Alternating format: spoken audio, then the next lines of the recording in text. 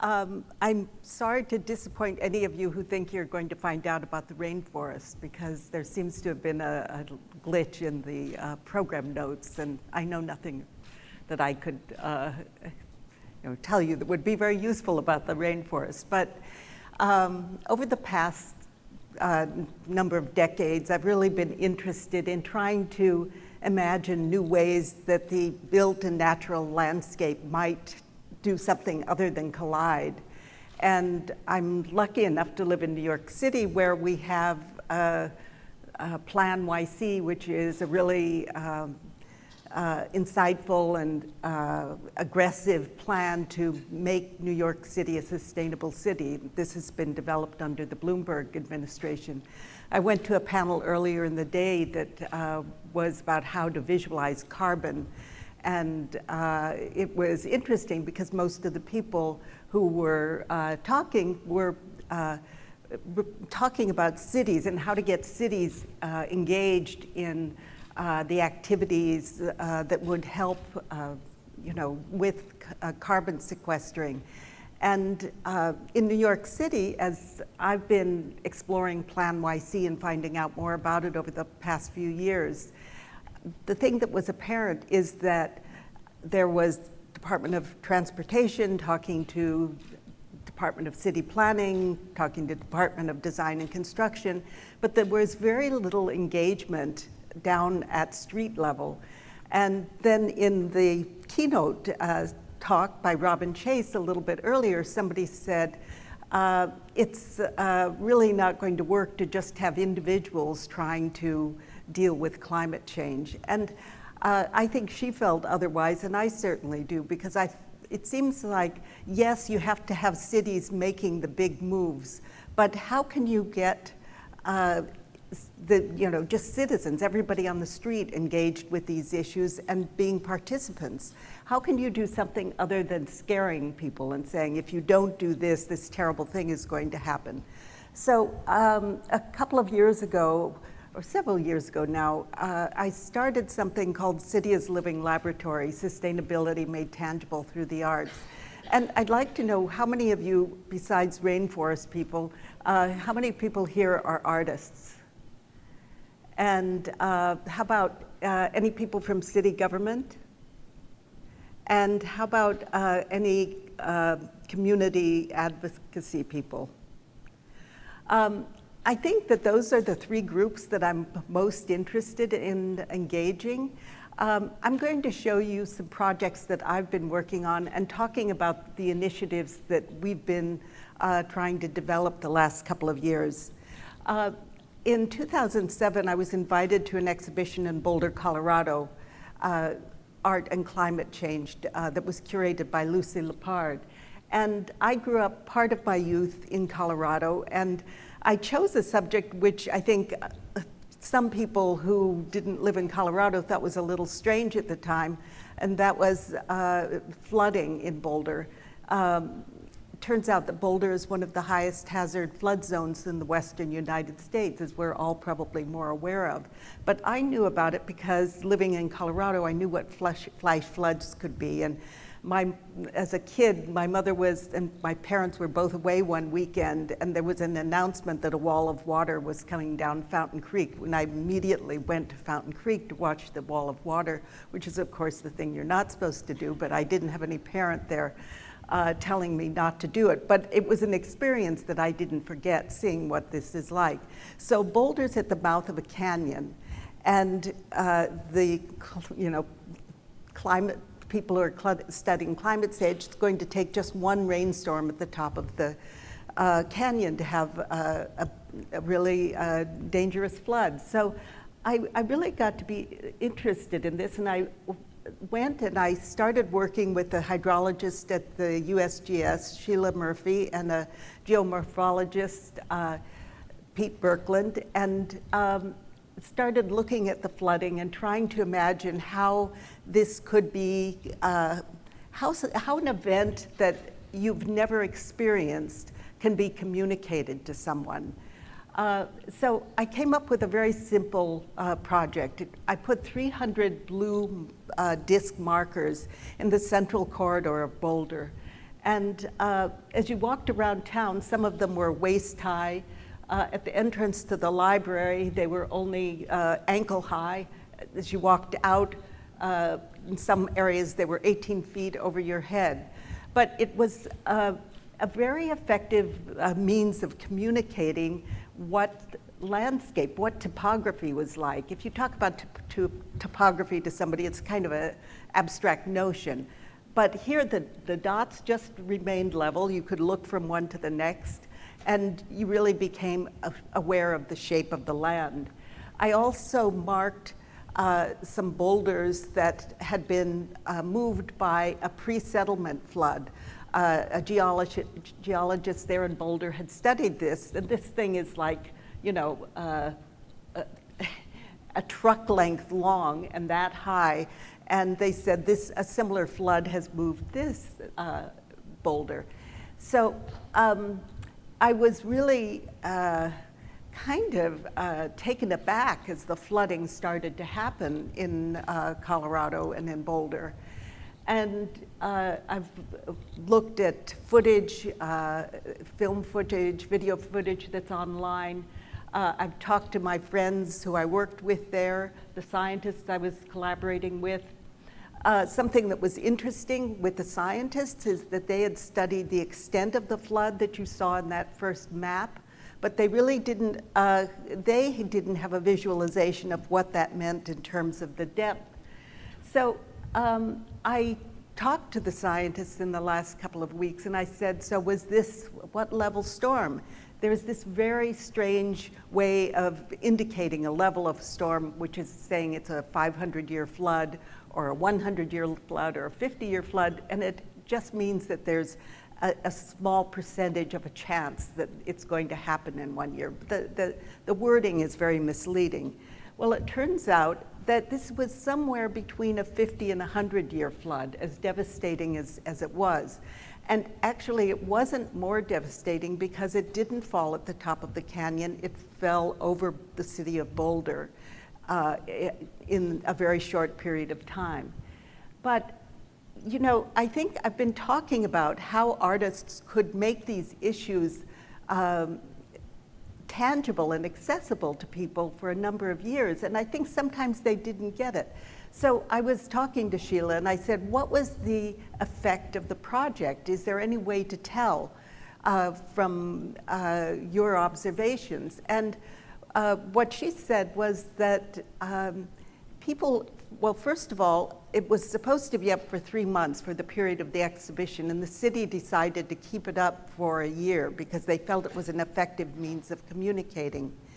But Sheila felt that the people who had especially taken note of it were city workers, and that it really they had done a very good job in the time since this was up in 2007 in communicating to people. So again, taking something which you haven't experienced that's abstract, engaging people, and this is very much like climate change. How do you communicate something that you can't quite grasp? And I think that there are many ways to begin to think about these issues. So this city is living laboratory. The basis of this collaboration has really been important to me over the years. I've worked with architects and planners and various people, but I really at a certain point felt that working with scientists and other experts was the thing that was particularly compelling to me as a means of communicating sustainability, and in the broadest sense, whether it's social, economic, or environmental sustainability. So it's through collaborations that I'm trying to advocate a role for artists in addressing the problems of our cities.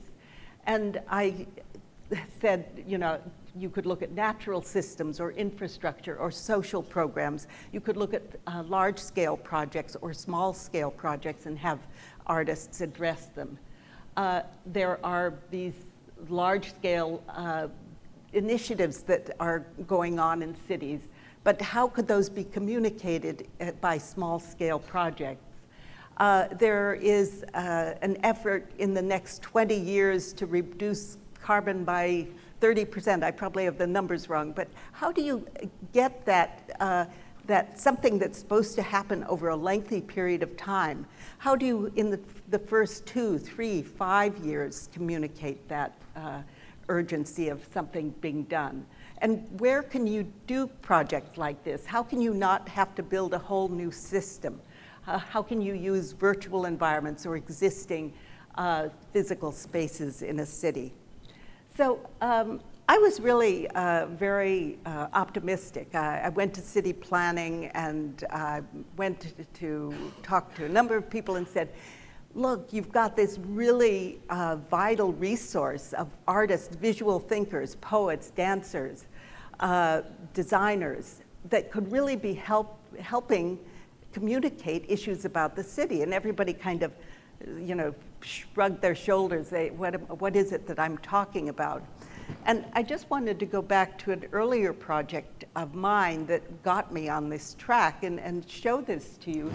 I live just a few blocks from Ground Zero, and my windows were open, and I was out of my studio that day, and so dust blew in, and my assistants and I were spending several weeks cleaning every crevice, every dish, every piece of paper in the studio.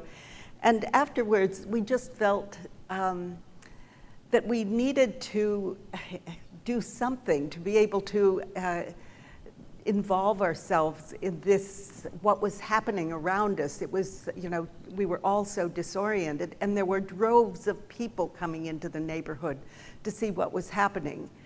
Unfortunately, they were all being put in the position of coming as voyeurs into the neighborhood.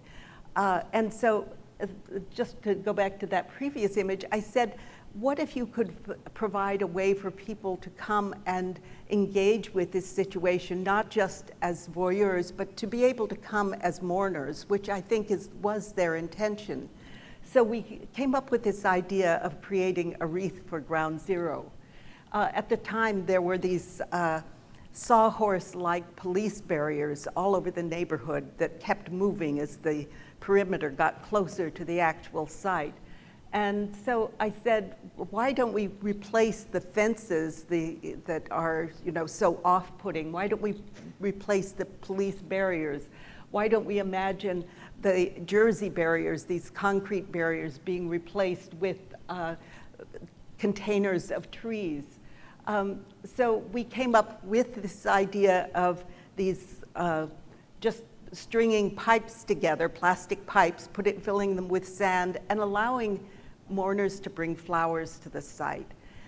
This didn't actually happen. We couldn't get through the city bureaucracy to make this take place. But it was such an important project for me because those of you who are artists know about the only way to work in the public realm at this point is doing percent for art projects where you're assigned sometimes a pretty awful, leftover triangle in front of an office building, a new government building, and asked to make this into a wonderful, engaging space. And I really thought, gee, with this, I kind of remember, wait a second, I wanted to address issues that are really of importance to me. I want to be able to work in my own city. So that was the start of this kind of thinking about trying to come up with a different way for artists to be engaged and to try and point out to people the role that artists could have. So I've done a number of projects that kind of demonstrate either a social engagement, as the previous project did, or this one is something that I did in Delhi a few years ago. And it was a temporary project as part of a festival that was put on in Delhi. And when I arrived and found this really amazing site, this is a 17th century pavilion, a beautiful piece of architecture in a city park. The site was filled with trash, and there were goats climbing over the trash. It was really a mess. And I said, well, it would be great to create a garden in this space. And they said, well, no, this is an archaeological site. You can't plant any plants. That would really, just be impossible. And I'm thinking, plants no, trash yes, okay, I don't quite get it. But But what I was thinking about with this project is when, in the time leading up to the Commonwealth Games, which were like having the Olympics in Delhi a few years ago, this neighborhood was this kind of working, very stable working class neighborhood. And they had this, they wanted to get clean air in Delhi. So as the world is coming to the city, they're impressed that the city is moving forward. So there were these moves that were made, this kind of from the top down, where factories were closed, a 400-year-old vegetable market was closed, and it really decimated this working class neighborhood. And so I was thinking, you know, when you talk about making a place of sustenance, you can't just have that overview. You have to think from the ground up, what's happening at ground level, what's happening to this community. So I was trying to imagine a place that could engage people and give them some sense of support in a more intimate way.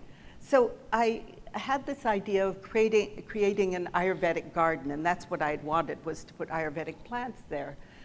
Instead, you know, since this was an area of textile factories, I took the pattern that one might find of a garden recreated on cloth and laid out these elements, 100 of them on the site. And in the center of each of those segments, there was the name of a particular Ayurvedic plant and what it could be used for in Hindi and in English. And we had people that would come and talk about the uses of the plant. We had about 2,000 of the actual plants around the base of the pavilion. But we had these portable parks that could be put out, and shopkeepers took them on, 5 of them, and put them out, told when people were going to be there speaking about whether, you know, what plants you could grow yourself and use directly, which, you know, had to be, you know, taken through a process, what was good for what ailment. But it was a way of trying to make a sustainable neighborhood again in Delhi. In looking at issues of infrastructure, you know, I'm saying social issues, economic, looking at infrastructure, natural systems. This was about a 30-acre sewage treatment plant in Arlington, Virginia, where I was invited to come as the artist. Again, people's perceptions of what an artist's role should be. I think the engineers thought I could put a nice big steel sculpture in front of the entrance gate, but instead I said, look, let's really try to make the plant a public place. There are 30-some of these sewage treatment plants that feed into the Chesapeake Bay that are they are killing the Chesapeake Bay. Let's let people really understand how these pieces of infrastructure function for themselves and in their community. So I was, first of all, suggesting that everything possible, every wall that could be planted would be planted green. But then I was also doing like a full-scale diagram of the treatment of the solid waste and the liquid waste. And you see the red numbers up on the sides of buildings. If you went to the perimeter fence, you could find out what was happening in step 4 of the process. There was an old digester at the edge of the plant that was no longer being used. And I said, make that into the place that people could come to enter the plant and take tours of the site. So the idea of taking on infrastructure and making people aware of how it functions in their lives, or repurposing infrastructure in some way. I was doing a project in Long Island City recently, and there are the big 4 stacks on the power plant over there that's run by TransCanada. It's right directly across from the Metropolitan Museum. It's, you know, across the East River in Long Island City. And I said, why don't we repurpose those stacks and make those be barometers of how we're doing daily with waste, or you know, our carbon output, or just have those 4 stacks become something that gives the measure of the city from day to day. at the end of the treatment process, the water comes out very clean, so we were going to make it accessible for people to see as it comes out at thousands of gallons per minute. So, okay, I'm going around, I'm saying, you know, I've got this great idea about how artists can function in the city, and everybody's shrugging their shoulders and saying, what are you talking about? What does you know, how does that happen? So I was invited by the Indianapolis Museum of Art to do a project. And I said, I'd really like to do a precedent project for this city as living lab. And I spent a good bit of time in Indianapolis working on something else. And I knew that the river, the White River, you know, ran through the city. It started up at the, I guess I don't have a pointer on this. It started up where you see a bunch of red dots up at the top is where the museum is. But it was this bucolic river that was looking very, you know, beautiful and peaceful. It wasn't built up like most rivers in cities in Cleveland or, you know, Chicago or St. Louis because it wasn't navigable. Although the settlers didn't realize that. They came in the spring and thought it was going to be fine, turned out not to be. So it's this very peaceful looking river that's providing 70% of the drinking water in the city.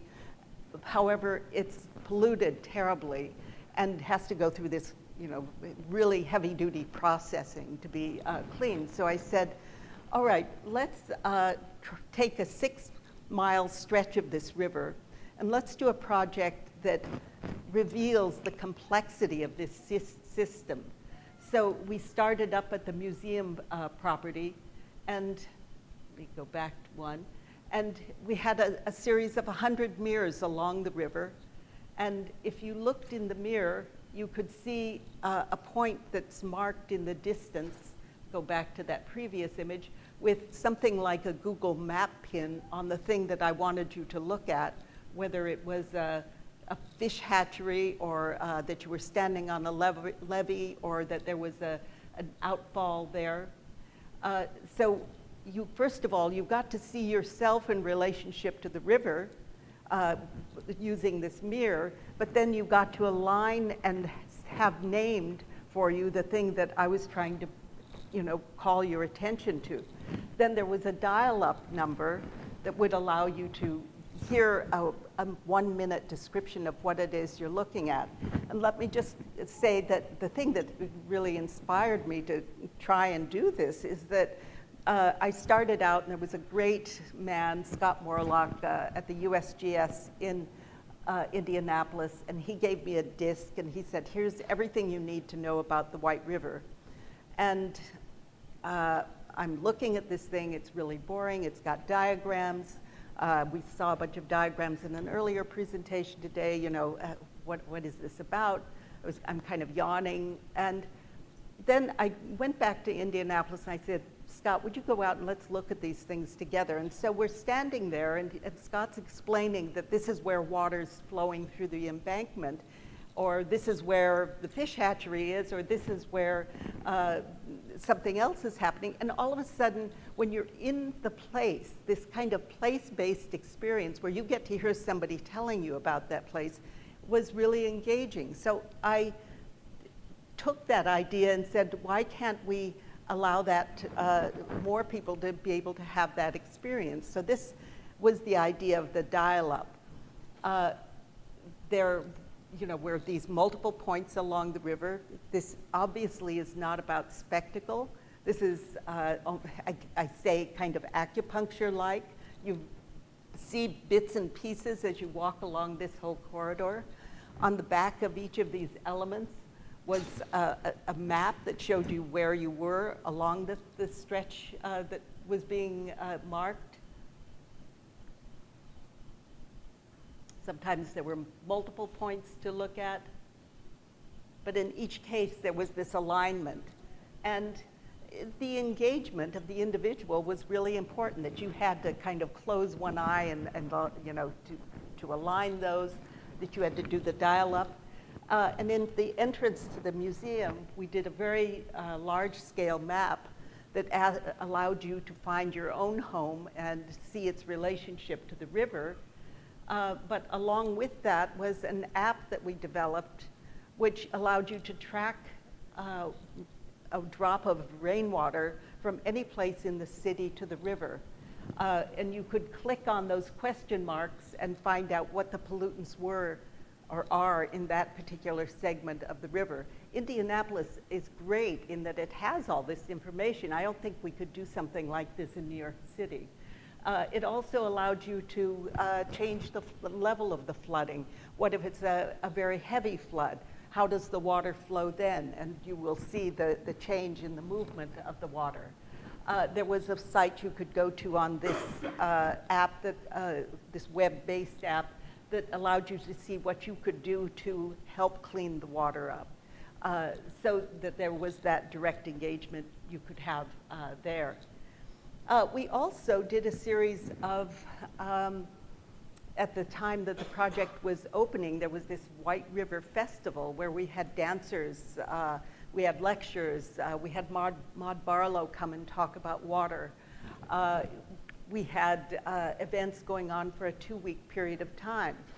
So this was a different role for an artist to take, and it was me as an artist trying to say, not only did I want a different role for myself, but I wanted a different role for institutions like museums.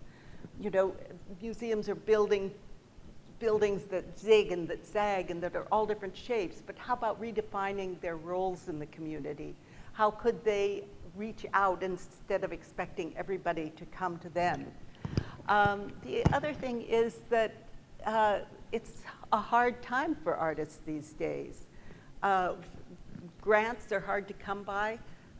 We were able to develop the app that we used here with a grant from NOAA, which is the National Oceanic and Atmospheric Administration. So when I was doing this project, I said, I really want this to be a project which will be catalytic, which will start other things happening. So I was very pleased to hear that there was going to be a continuation of the White River Festival and that it was going to happen again in the following year. But then something else happened that was really remarkable.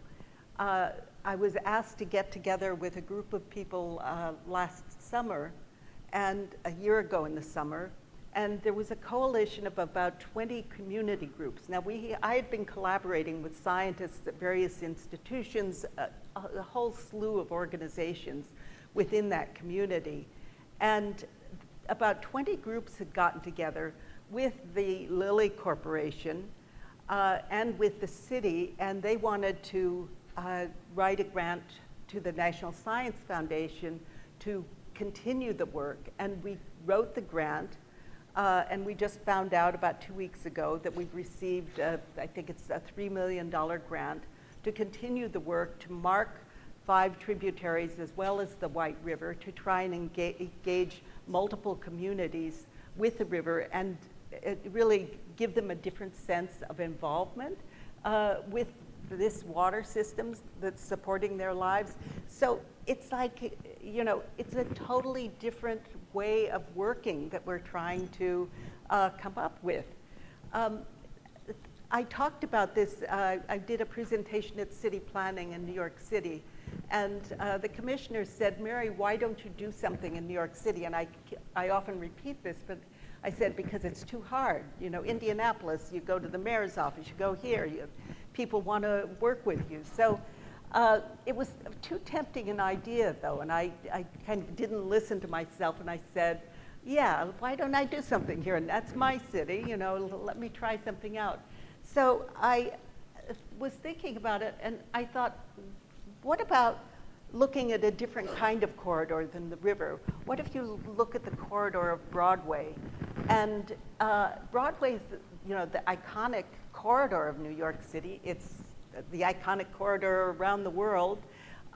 It goes from the tip of Manhattan about 18 miles up to the top of the Bronx.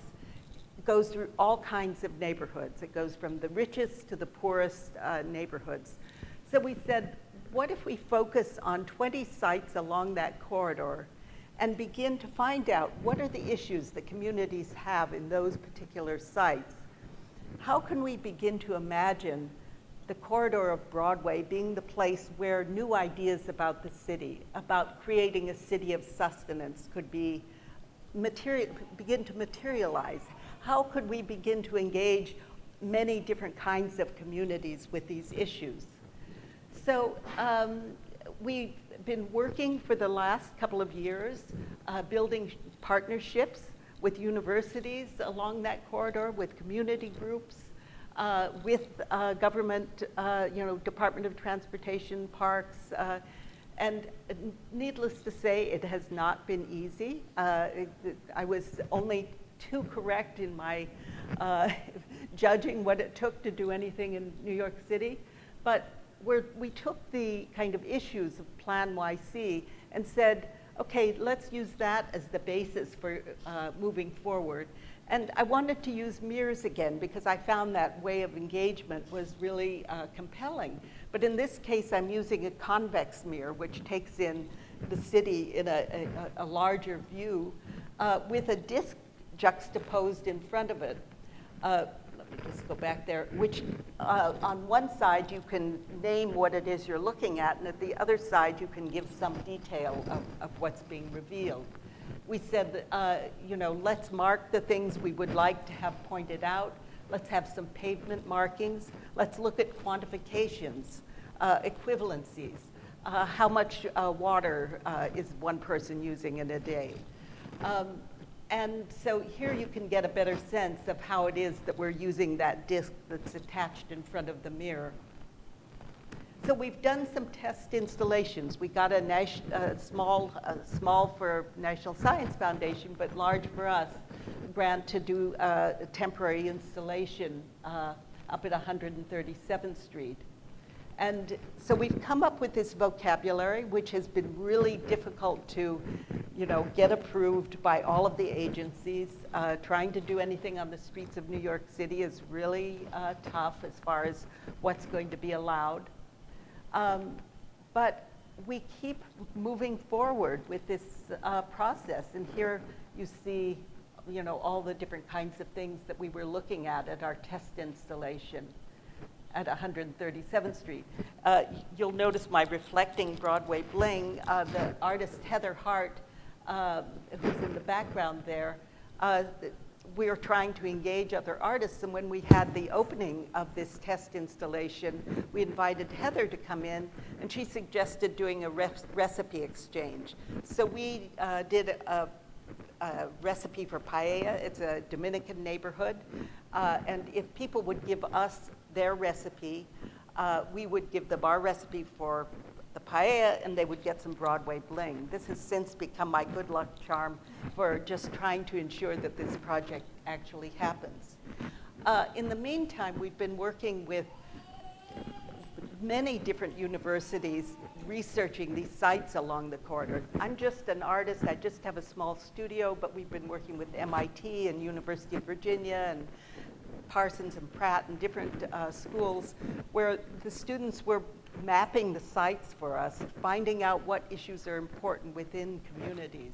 So we've been collecting this information. This is the kind of situation where these mirrors work best, where you can point something very specific out. But unfortunately, one of the things that I have to kind of be like this acrobat, ready to tumble in any direction. This is how the mirrors really work. You point to something and you say what's happening, and you allow people to have a dial-up and listen to what's going on. Unfortunately, because of all the rules and regulations, this can almost never happen. So one of the ways we're starting to use the mirrors is to, at 23rd Street, for instance, which is our main hub, we focus on if we're going to use them to do the quantifications. So if we want to get people to start thinking about waste, we can focus the mirror on the Flatiron building and ask them how many floors could be filled up, how many times do you think with the trash collected in Madison Square Park, 193,000 bags a year. So we can then engage people and give them some sense of what it is we're talking about, a way to begin to imagine, if you say all the water in the world is represented by the Empire State Building, and ask them how much they think is water that we can have access to, it turns out to be the thickness of a dime. So we're trying to find new ways, different ways of engaging people with these issues that are otherwise kind of dull and not that interesting. As a next step, I would love to do this project, which is to paint all the roofs white along Broadway, showing that this city is no longer just a 19th century city or the home of Wall Street. One of my colleagues here had a great experience, or it was great for me to hear this. If you could only imagine what it would take to paint all the roofs white along Broadway, getting permission from every single building owner, that would be quite a task. But I was told about someone saying, "Oh, I know who Mary Miss is. She's the one who has painted all the roofs white along Broadway." And I thought, yeah, that's it. Just do a nice photoshopped image and say you did it. Don't go through. You may never get permission from everybody. Anyway, where we are right now, we've applied twice to try and get National Science Foundation funding to do this. We have failed in each of those attempts. Our program officer, we said, should we give up? He said, oh no, you were neck and neck with yourself, because we were applying in both Indianapolis and New York City. You were neck and neck with yourself, do it again, which is so daunting a task to write one of these grants. It's hard to imagine doing it. But in the meantime, we've been arranging a series of walks along the corridor of Broadway. And this fall, we've paired artists and scientists to talk about different issues along the corridor that are of interest to the artists. So, if somebody said they were interested in trees, we found an arborist who's going to be using a device to map the root system of one of the oldest trees in Madison Square Park. Or another artist is working with a man who studies asthma rates in Upper Manhattan. And the artist is really interested in getting people to note things in the city, and has kind of found all the places where there might be bad air, sources of bad air in a several block stretch. And the asthma expert is going to come along with his measuring device, and they will end up at the highest point in Manhattan in a park where the air is much cleaner. So there will be a real, a chance to have a very visceral kind of experience of that air quality. So we're trying to find funding while we are waiting to do these kind of markings of the 20 sites along the corridor.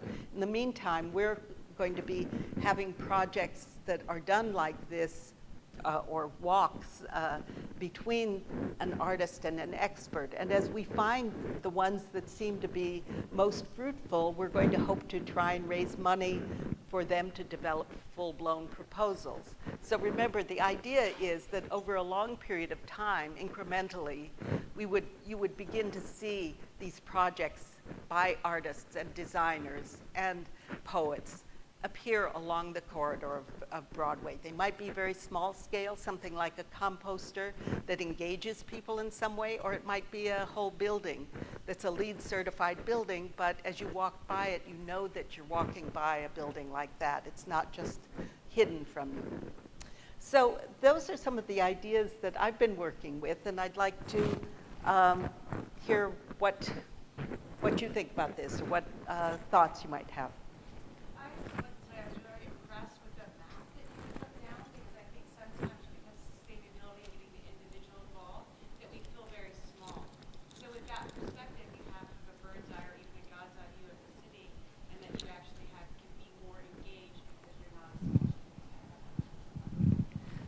People really did enjoy it because they could walk from their home to the, kind of really see, Indianapolis is a mappable city. It's not too big, so that it was possible to see that. Does anybody? I have a microphone. I just have a question about the dial-up. Is it pre-recorded, or do you actually have live people that are there to speak with the people that are dialing in? It's pre-recorded. Okay. And, you know, I really am grappling with technology here because not everybody has a smartphone yet, and you want to have as many people as possible have access. So it's like there are possibilities that are suggested that you can't quite reach yet because, you know, the important thing is to reach the broadest audience. But I think there are new ways of engaging people all the time that are becoming apparent that we look forward to making use of. One of the things that we've talked about, we don't know if we'll be able to build out all 20 of these sites along the corridor. So we're looking at the possibility of using gaming as a way to let people explore our central site and then send them out to explore the rest of the corridor through a kind of engagement of a game.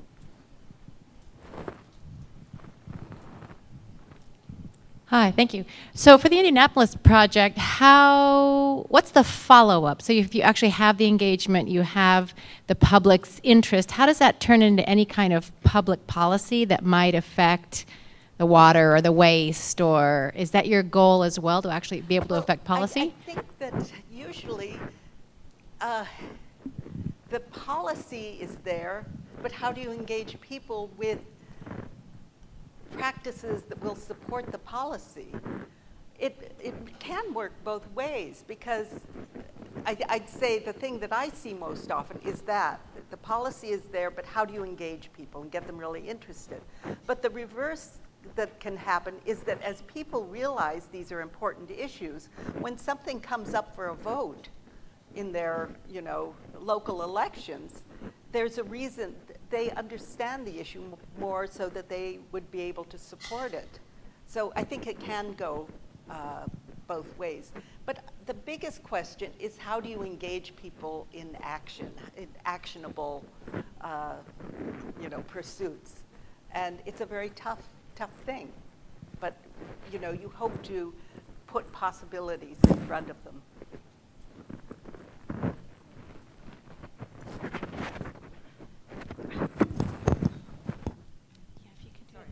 Microphone is drifting.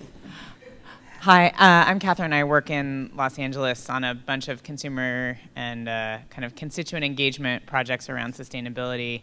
And we just so one of the projects I work on is Ciclavia, which is the largest open streets event in the country now. We have about 150,000 people show up on 4 Sundays a year, where we open up about 15 miles of streets to biking and walking. It's an incredible, different way to experience Los Angeles.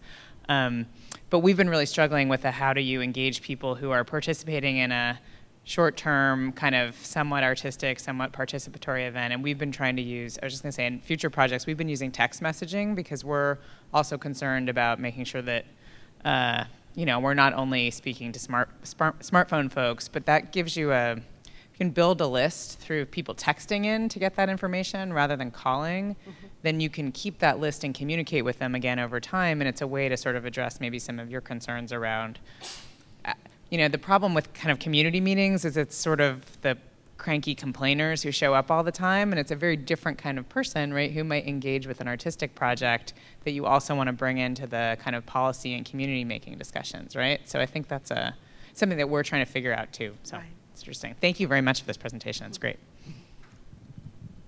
Yeah, I want to say, first of all, it's really awesome work, and I find it very inspiring.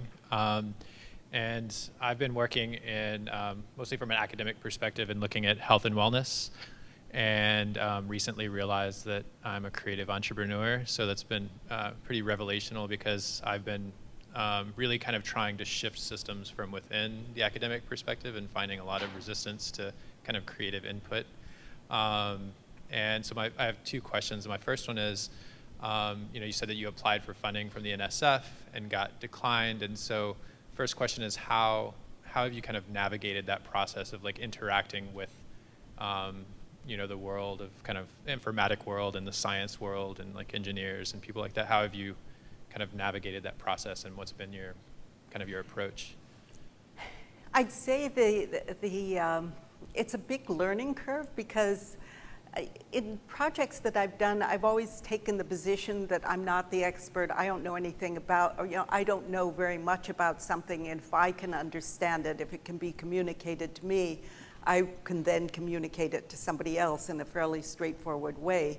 But learning that language, becoming fluent, has been a big learning curve for me. But I'd say there is a generosity on the part of the scientists, the engineers. My experience is that they are so desperately in need of help in communicating the issues that they're dealing with. They really feel like they are absolutely failing, and they are, at finding a way of convincing people or engaging people, that they have a great deal of patience, in dealing with others who, whose territory this is, this is new territory. What is particularly daunting, though, is the whole process of, we've formed a nonprofit, we write grants. I have a wonderful director, Olivia Georgia, who's here, director of this project, who helps do all of that. My practice has become a very complex one. I've always been really interested in how, as an artist, I could engage the world and help shape the discussions in the world, rather than just being the outside commentator on things. But it's really been this learning process of how can you take each of these steps? And the second question is then, do you have any published media or plan to do any on kind of suggestions for navigating that process for other creatives? If I have suggestions for... Like, have you published any like videos or books or anything, or would you be interested in the future in kind of sharing that information of like from a creative perspective, navigating that interaction with? I think that something that we hope to do is, once we've kind of gone through this process enough, be able to lay it out there as, here's how we've done it. Here's how you could do something in your community. But we're still, in this process of trying to figure out how to take all of the steps. Thanks. Is there anybody else? Okay. Well, see this. Oh, I'm sorry. Sorry. Involved in your Broadway project, any of the New York museums? No. When I decided to do the project in New York's a funny place. There are so many institutions. Everybody's so competitive. And I felt that if I joined with another institution, I would be on their very back burner.